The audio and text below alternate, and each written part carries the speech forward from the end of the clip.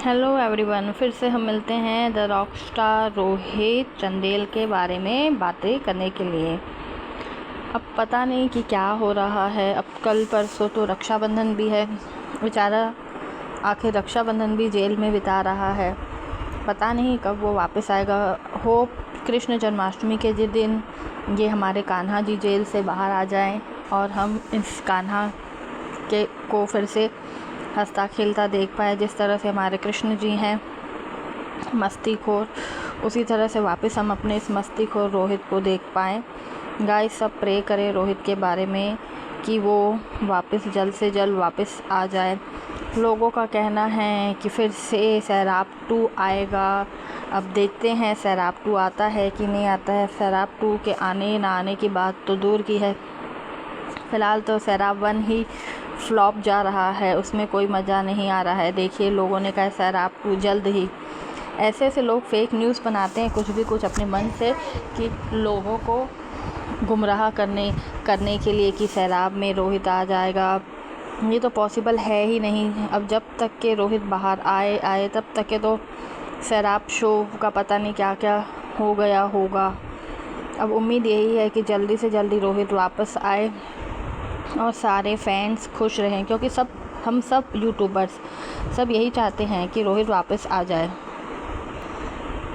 और हम सब यूट्यूबर्स रोहित के आने के लिए नए नए वीडियोस बना रहे हैं, उसके लिए प्रे कर रहे हैं कि रोहित वापस आ जाए। सब लोग रोहित के लिए ही फ़िलहाल स्टोरी डाल रहे हैं, क्योंकि सारे फैंस जो हैं वो अभी रोहित के साथ ही हैं, रोहित का सपोर्ट कर रहे हैं कि रोहित वापस आ जाए। और सब लोग यही चाहते हैं कि रोहित ही वापस जल्दी आज़ादी से अपनी आज़ादी वाली ज़िंदगी जिए, ताकि रोहित खुशहाली से रहे। सब फैंस यही दुआ कर रहे हैं कि रोहित वापस आए।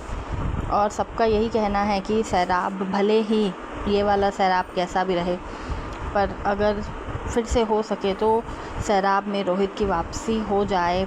पर ये तो पॉसिबल होने से रहा नहीं। दुआ करिए कि रोहित जल्दी से वापस आए ताकि हम उसे देखें। मेरे पोस्ट में कई लोगों ने ये कमेंट किया कि क्या हम रोहित के लिए कुछ कर सकते हैं। अगर हमारे हाथ में कुछ होता तो हम रोहित के लिए कुछ कर सकते हैं। हमारे हाथ में फ़िलहाल इतना ही है कि हम रोहित के लिए प्रे कर सकते हैं, रोहित के लिए रोज़ वीडियोस बना के पोस्ट कर सकते हैं, ताकि रोहित जब बाहर आए तो उसे इस बात की खुशी हो, इस बात का प्राउड हो कि मेरे फैंस मेरे लिए दुआ कर रहे थे, मेरा सपोर्ट कर रहे थे। और उसके जो फैंस हैं वो उसे सही समझ रहे थे, गलत नहीं समझ रहे थे, क्योंकि वो भी एक इंसान है, हम भी एक इंसान है। और वो भी ये समझ जाएगा और हम भी ये समझते कि गलती तो इंसानों से ही होती है, भगवानों से तो नहीं होती है। हर कोई गलती करता ही रहता है, लेकिन गलती करके उसे सीख लेना एक अच्छी आदत होती है और एक अच्छे इंसान की निशानी होती है।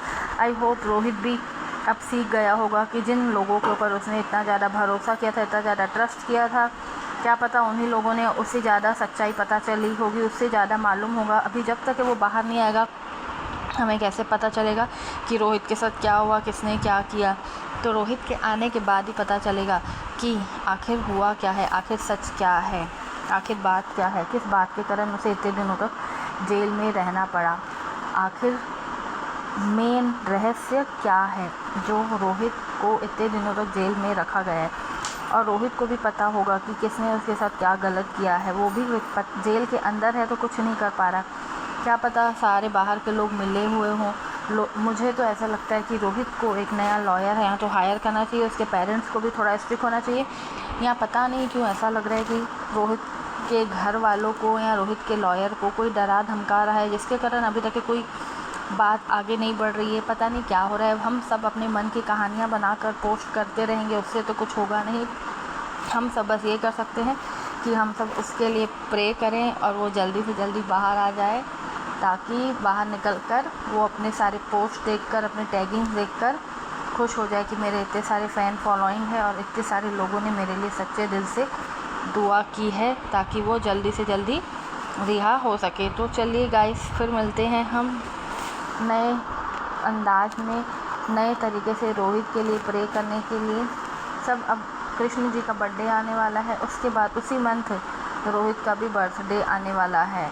तो फिंगर क्रॉस की अब उम्मीद ये है। पहले तो ये था कि 28 से पहले निकल जाए रोहित, लेकिन आचार तालिका लग जाती है राखी के कारण, जिसमें बोलते हैं 4 की पता नहीं क्या, मुझे तब पता नहीं कानूनी रूल, 40 दिन तक कोई भी केस की सुनवाई नहीं होती है, कोई भी बेल नहीं मिलती है।